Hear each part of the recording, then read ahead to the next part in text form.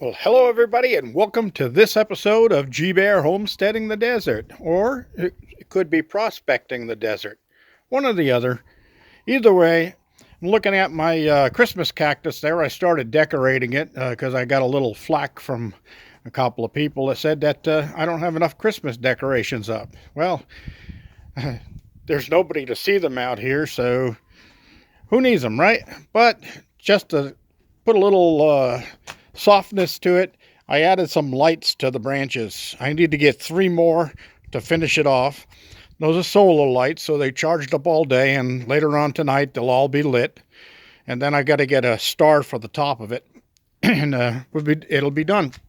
Maybe I'll hang some ornaments on the branches. All right, what do we got going here? Well, see the rain clouds? Well, I got up this morning, it was windy and cold, and then the storm moved in across the mountains. This one went around me like they normally do. As you can see, we'll move around back here.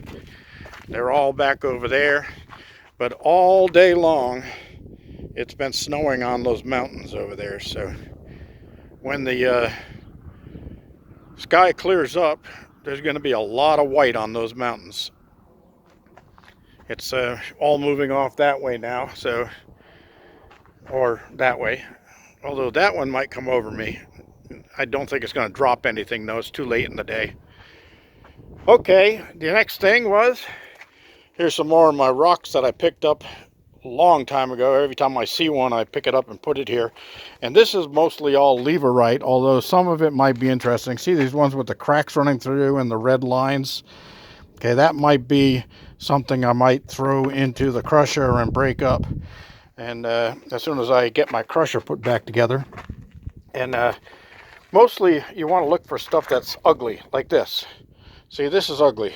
People go, well, that's not a nice white rock, but you see these cracks running through here and all that black that's in there? That's probably all iron. And in those cracks with the iron, where the iron is settled into the middle of this quartz, that's where the gold would usually be sitting. Oh, look at this. Somebody started putting up a back porch like the good boy he's supposed to be. Yeah, I'm getting it going here. I got those poles about 18 inches into the ground with some concrete at the base so they won't sink any deeper. And I've got them backfilled over, but I've got to cut out some dirt there. And I haven't decided. I don't think I'm going to pour concrete there. I might just do a wooden deck floor like I did on the other one, because the concrete is just going to be extremely cold, and I don't want that. And this pad, I originally poured that one back in 2016, October 1st, 2016. And that one's going to go, well, it actually started over there where the motorhome is, and it was going to be a pad to hold propane tanks, but then I decided to change things around, so I dragged it over here with my ATV and I set it into place for a back step. But I'm going to move it again, and I'm going to take it over to the battery room on the other side of the cabin there, because all I have is a piece of 2x8 there as a step now, and I'll set that into place and set it all and level it all out so I have a nice concrete step going into the battery house. It doesn't get used much. As you can see, I never did level this when it's tilted towards the cabin, which is not a good thing. That makes the water run towards the foundation. So when I put the wood floor in there, I think I'm going to keep it close to the ground, maybe just do a 2x4 base underneath it, and I'll use pressure treated 2x4s. And it's just about 4 feet across right there. And then I made it the full 10 feet length of the cabin. So I got all my roof joists up there and on my rafters. And those pieces of siding that I use up there, I actually screwed that onto the rafters before I put them up, and then I fastened it to the wall. And I'm also going to be putting a piece of metal L underneath the whole thing so that it just gives it that extra support under. And they've all been notched on the outside here. I got a little warp in the header there, but that's okay. It all works. And I got to get a piece of 1x4 that goes on the fascia, and that's where I'll put a gutter, and then I'll take a string or a tube coming off the gutter, and I'll stick it into the pipe up there so that it runs into that barrel also. So I catch the water off this side of the roof, also going into the barrel. And I'll probably back up the barrel right next to it with another one just like this, and then I'll tie the two together with a piece of PVC and a couple of male adapter fittings, and so that when this one fills up and reaches a certain point, it starts putting it into the other one, and I can fill up 2 barrels instead of 1. All right, so I'm going to get a roof on that, get it tar papered, and then I'll the reason I set it this distance is I have some glass panels that came from sliding glass doors, and they have blinds on them. And I'm thinking I might frame that wall in there because that's where the wind comes from mostly, and then the one next to it right there. So I have a little protected corner right in there, and then who knows, I could turn that into a little greenhouse type plant room and use that to get some plants started early in the season, and then move them out to the garden when they're big enough and strong enough. We'll see. All thoughts of things I want to do. All right, I want to show you something else I bought. This is a Harbor Freight handheld metal detector, and it's a pinpointer metal detector, and you press the little button and a light comes on there and turns it on, and then you got a sensitivity knob on there. And I want to show you something here. I've been digging some black sand out of the stream bed over there, and then I started scanning through it here, and when I got to this side right here, it was going off. It's not going off now. Let me see if I can bring the sensitivity up a little bit. Hold on while I do this.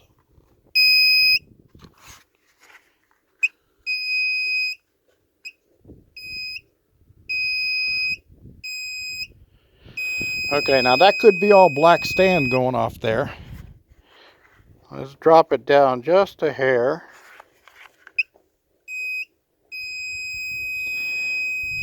Well, anyway, when I was doing this before, oh, you know what? It's sitting on top of a bucket with a metal handle. Let me bring it over here.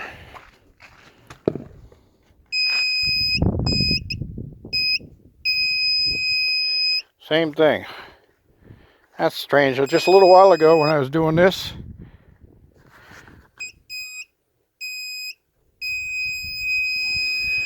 wow.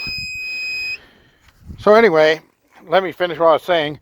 I don't know what's going on with this thing all of a sudden, but I started looking closer in here, and right down in this mix right here, I saw some little gold specks. Like, let me see if I can point one out here, and I'll use the meter here. But right down in this area here, I got some little gold specks, some color down there. And they're very, very, very tiny. But there's about 4 or 5 of them in there. So I'm going to pan out some more of this sand. And I'll try to do that on camera. As you can see, I've got a bunch of it down here. And what I've been finding is these little clumps of the black sand, and you'll see that I can just crush that like that. But those clumps could hold little pieces of flour gold. See, like this one here, I just crush it into a powder and then drop it in. So I'm going to pull some more of that out of there, and I'll pan that out. I got to get my big bucket, my mixing bucket out here with water in it, so I can use that to dip the pan and show you what I'm doing while I'm doing it.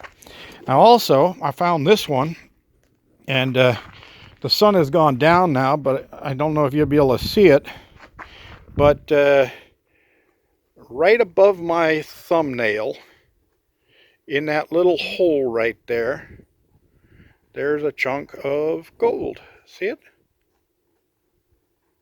A little speck of gold in there. And this is the type of ore that you want to look for, because this is where little specks of gold will get trapped in with the iron. And then you got to crush these things out and then pan them. and see how much more you get. Now, one thing you want to do is when you got stuff like this is you want to note where you got that stuff from. So now this one will be something of the same thing. You can see it's got quartz, but it's also got that vein of iron running right through the middle of it. And that's where the gold will settle in, is in those cracks along with the iron. So this is going to be an interesting one, and that's quite heavy. I've got this little scale right here to weigh these things out. And if you look at that one, that's a 1.5 pound rock right there. And it's about the size of a baseball. So that one will be an interesting one. And this one here also.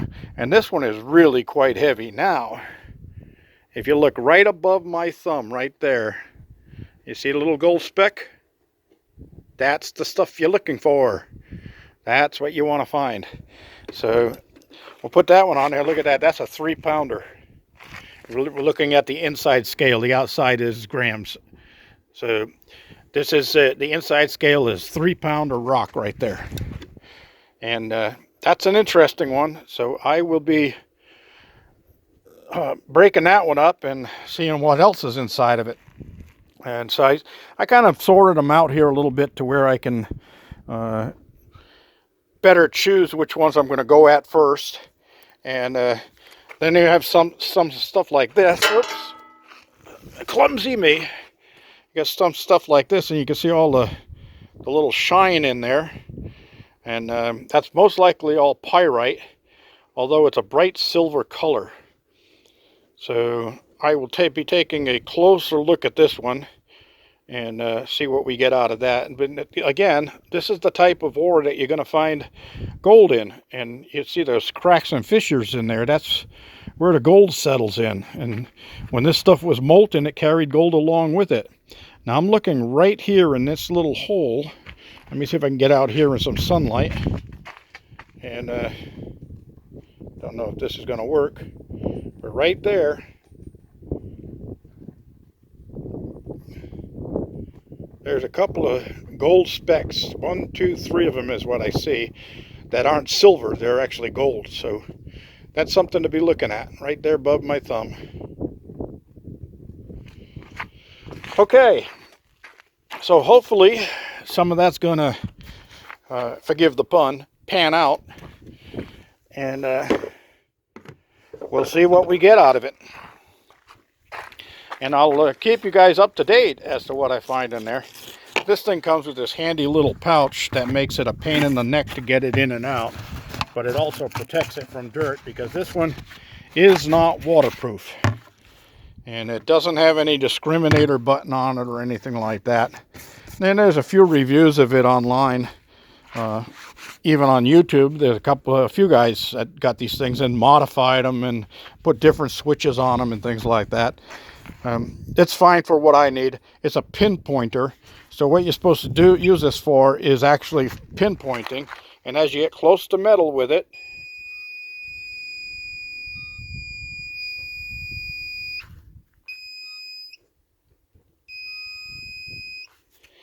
it sounds off. So that's a neat little item to have. I'll get a better one down the line. They make some really expensive ones.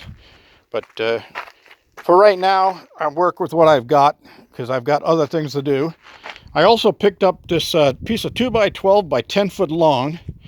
And it was cull lumber at Home Depot because it has a crack on each end. And apparently somebody started cutting it on the saw and put a cut right in the middle of it. And then stopped, and then they couldn't put it back on the shelf like that, so they put it in cull. And I got that for 75% off. So that big piece of wood right there cost me $3. I think it was $3.24 was the total on it. So that's a heck of a deal. And then I used my military discount, got another 10% off on top of that with the whole order. So that was a really nice, cheap piece of wood. I haven't decided whether I'm going to save that for part of the raised garden in the garden house, or if I'm going to cut it in half, finish cutting it in half, and use it for 2 shelves inside the container. I don't need anything that heavy for shelves, so it could go into the garden, but then I still need 4 more three, four, five more of that size for the long sides. I want 3 of them high. I want to be 3 feet deep so I can plant trees in it. Well, that's about all for today, people. It's a chilly one. The winds have finally died down a little bit. They've been gusting at over 24 miles an hour all day today. I spent a little bit of time inside in deep thought and planning some different things, but I also did come out and build this thing, so I got that all up and running. That's it. Don't forget, if you like my videos, give me a thumbs up down there, please. And don't forget to subscribe if you haven't already, and share it with your friends. Share it with your enemies. Share it with my enemies. I don't care. Everybody's welcome. G Bear signing off.